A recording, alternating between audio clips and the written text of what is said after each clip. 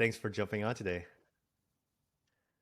Hey, John, you're welcome. Yeah, I Good to be with you. happy that that we made time for this because love to highlight your background and that I think you're unique in that you didn't come from the recruiting industry.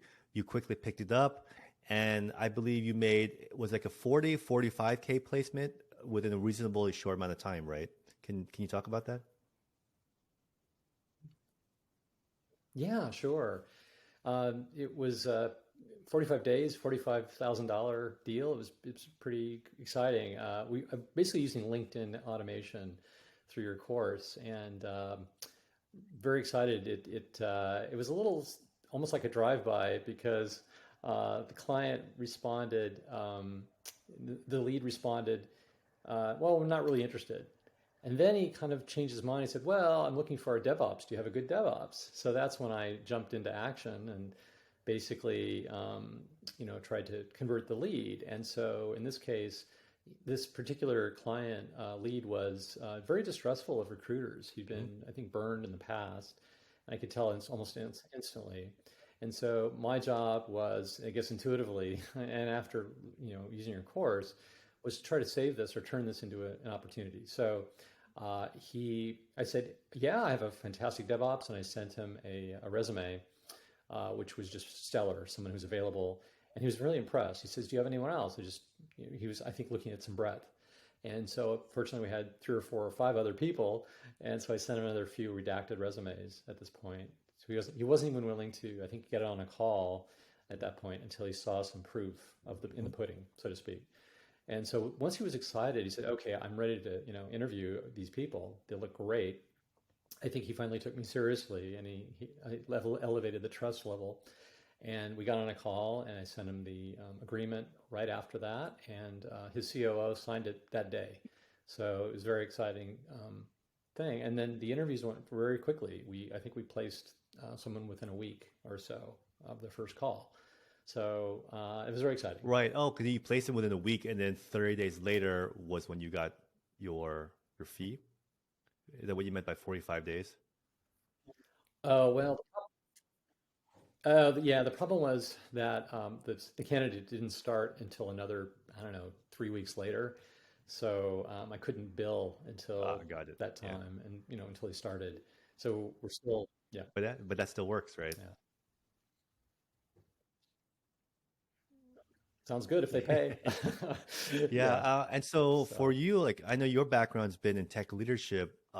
Would you mind kind of sharing with viewers here kind of what Right. got you into recruiting? What got you to want to find someone? Because I mean, someone with your background, I'm sure could have figured out a lot of the moving parts, but I know you specifically wanted help and guidance and mentorship and kind of your journey along through this.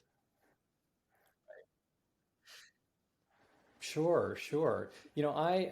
I guess I'm a big vision guy. I just love vision. I love building great, big products, products that help people. But obviously, I'm a tech person by at heart. And so, why would I jump into this? I think I I've been looking at recruiting for many, many years, thinking about starting a recruiting business maybe 10 years ago, but just never really decided to make the jump. And so I was looking at this as a potential opportunity to build a new kind of platform. And I looked at LinkedIn and all these other platforms and technologies. But and while that's exciting, I didn't quite have the right solution in mind yet. And so I wanted to get my feet wet. I wanted to start an agency. And I brought some recruiter friends of mine into the deal. And now we're starting to make some placements, which is great, and getting to speak with hiring managers now, and helping us sort of formulate this potential platform. So that's sort of why I jumped in to build a platform. I like to, I guess, apply technology, and so this is what excited me. And I needed to learn the business, and really, I think I've looked at a couple different folks, and your program looked fantastic. So I'm glad I joined your program.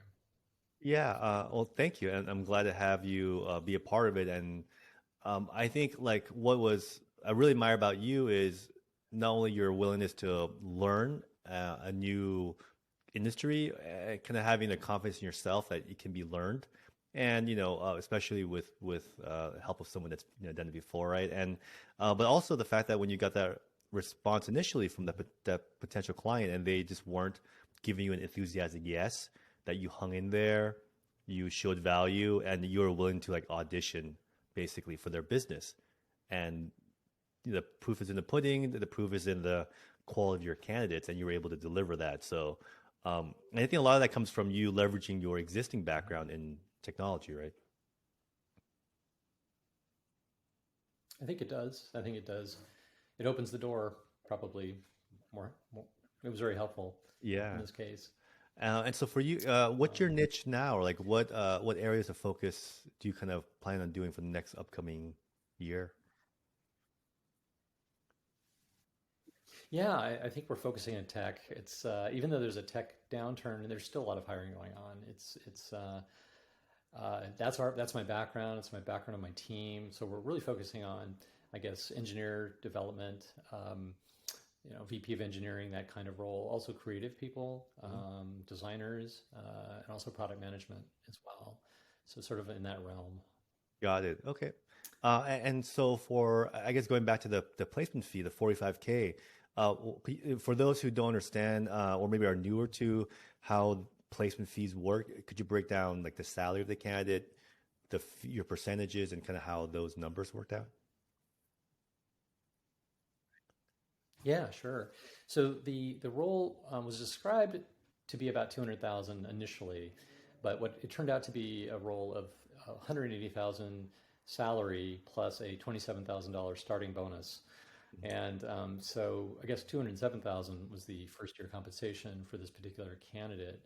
And so that was exciting. And when we charged a 25% placement fee, which is I understand is typical, although people negotiate down, and they didn't seem to have a problem with this Mhm. at all. So there was really no negotiation, which was perhaps unusual. They seemed happy with the terms, and so we just went forward, and they were just very excited. I think there's a lot of pent up demand. I think internally to start interviewing people. Um, Very smooth process. I couldn't ask for a better client as my first, Mhm. so Yeah. it was a good experience. Well, I guess, and that's another thing too that I think is impressive in that, like a lot of time, and speaking from personal experience, when I first started, I was like, hey, I'm happy to take 12%, 15% just to get my foot in the door, get my first, get on the board, or I get my first deal done. Uh, and in it, that was coming from a Yeah. little bit insecurity, maybe a little imposter syndrome. And you, I think, probably even though you probably experienced or felt some of that, you decided to move forward. Despite that, kind of follow the guidance. And I said, hey, for this role, 25% is fair, right? And so you just said, okay, and you just offered that, and they said yes. And whereas other people would have probably like heard that advice, but then chickened out, maybe offer 15%, but you just kind of stuck with it. And I think when they saw the quality of your candidates, they knew the value, and I think that's why you didn't get pushback, right, from that. Yeah, I think I made early on decision, and I think you echoed this in your course. Is I want to position us as an elite firm. We work with the best. We want to work with the best candidates and the best clients, and that generally demands a reasonably high fee. And that's what we're looking for as well, to make it worth our while. Of course, we're happy to be in the tech space where salaries are generally very high too. So yeah, it's good to work with those. I've definitely have talked to some people who start to negotiate, and I understand, and we're open to it. But it's nice just to have that agreement right up front with the 25 and not be an issue. But it depends on who you're talking to, I'm sure. Got it. Well, so if someone's watching this interview and they're kind of like you, they've have some industry expertise, some knowledge in their field, and they want to kind of leverage that into a recruiting business, but they've never recruited before. Can you kind of speak briefly to kind of that Hmm. shift and pivot and learning the new set of skills required? I think so, maybe. Let's see. I think well, you have to want to do it. It's a sales job, and so I Hmm. don't come with a background from sales, so there's a little bit of apprehension if you if you like sales, if you've done sales and you're comfortable with it, it's probably a no-brainer. I think, if you have some trouble, you need help, and you need to go to John to get that help, and really work at it. Really put on your A game. I think I'm an introvert by nature, and so it can be really challenging. But I'm also ambitious and interested to help people, and so I think that combination helps me, and hopefully this will help other people. But you just have to, I think, have to jump in and decide to do it, and enjoy the process and learn. And we've already made one mistake, and we're learning from it. So, you know, it's all good. Yeah, I mean, I think the kind of like just big picture, the fact that you hit some bumps in the road and kind of did some early kind of figuring stuff out, which is completely normal. Despite Right. that, and despite being introvert who doesn't have a sales background and or recruiting background, you're still able just to implement what we talked about, the process, Right. which made you very. I think that's probably the biggest thing that I thought was really excited about working with you is that like you are very coachable despite having so much expertise in your field already that you're like, okay, you're like a sponge. You just implement it and, made $45,000 your first, uh, within your first couple months of doing this. And, this is just the beginning, right, of things to come here.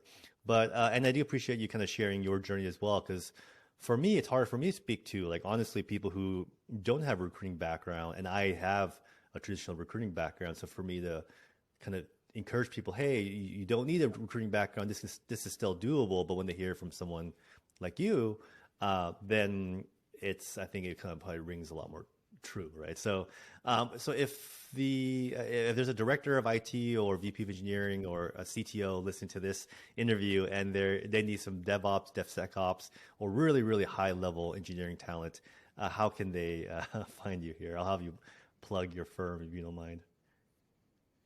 Sure. Well, thank you very much. Yeah, it's really easy. We're at sotalented.io, and you can reach me at ted@sotalented.io. So Awesome. Hey, I thanks, Ted. hope to Appreciate your time, have. and yeah, I'll see you the next coaching call, and we'll kind of dig deep into your next. I know you work on hiring now, and lots of really cool and fun challenges. So we'll definitely get into it and help you kind of grow from here.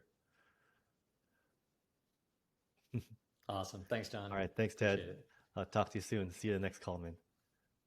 All right. Thanks. Bye bye now. Okay. Bye. Thanks for jumping on today.